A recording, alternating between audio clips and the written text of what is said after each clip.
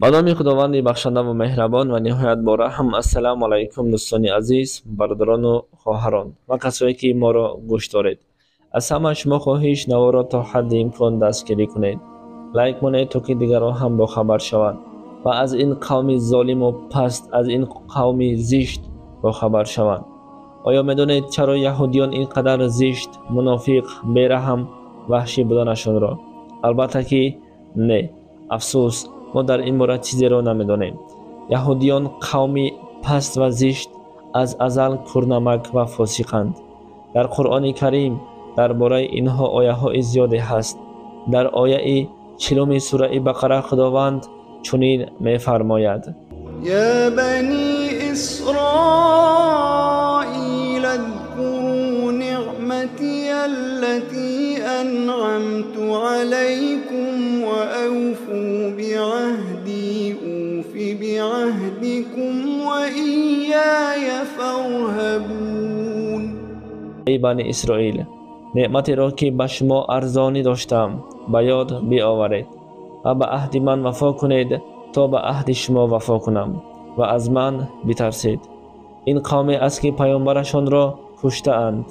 همه ای کارهای وحشیانه که آدمان نمی کنند همین ها کرده اند. یهودیان چنین میگویند: خدا این دنیا را برای ما آفریده است و دیگر قوم ها را برای ما خدمتکار آفریده است. ما به آنها کاری خواسته امان را میکنیم. عیناً برای همین هیتلر اینها را کلا نابود کردن میخواست، چرا که اینها قومی ظالم و افلاس هستند. به شما جواب خواهم داد. برادر چنین میگوید که به شما من یک چیز را گفتنی هستم. وقتی ما به مسجد الخلیل رفته بودیم، او مکانی است که پیامبرمان ابراهیم علیه السلام دفن شده است. من چیزی را که میگویم حقیقت دارد. مسجد الخلیل مسجدی است که به مسلمان ها تعلق دارد. سال 1994 مؤمنان در همین مسجد نماز عصر را ادا می‌کردند. یک طبیب یهود از شهر آمده بود. با سلاح داخل مسجد شده نمازگزاران را تیرباران می‌کند. هنگامی آدمان در قیام بودند 30 مسلمان را کشته و 126 مؤمنان را زخمدار می‌کند.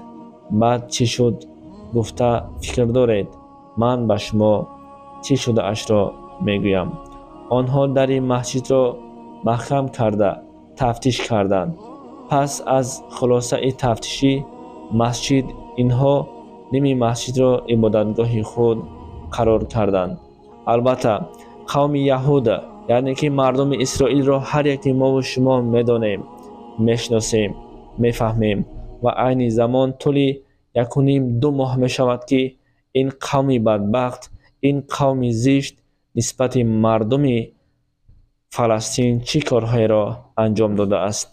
وظیفه ما این است که باید درباره این قوم زشت و پست و وحشتناکی، یعنی که آدم هستند اما از حیوان دیده پستر هستند، با خبر باشیم.